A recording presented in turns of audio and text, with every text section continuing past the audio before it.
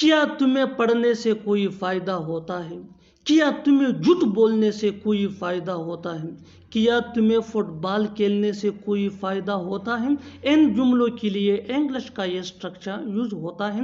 Do you get any benefit plus after plus verb plus I N G plus other words. اچھی طرح سمجھنے کے لیے کچھ مثالیں دیکھتے ہیں. کیا تمہیں پڑھنے سے کوئی فائدہ ہوتا ہے؟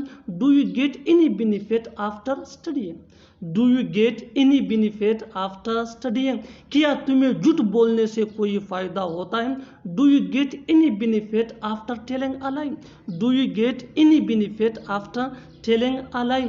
کیا تمہیں فٹ بال کھیلنے سے کوئی فائدہ ہوتا ہے؟ کیا تمہیں فٹ بال کھیلنے سے کوئی فائدہ ہوتا ہے؟ Do you get any benefit after playing soccer? Do you get any benefit after playing soccer? بالکل فارمولے کو ہم سٹیپ بائی سٹیپ فالو کر رہے ہیں. آپ بھی اس فارمولے کے بیس پہ سیکھ سکتے ہیں ایسے جملے انگریزی زبان میں آسانی سے. That can be really helpful for you. اچھی طرح سمجھنے کے لیے ایک اور مثال دیکھتے ہیں.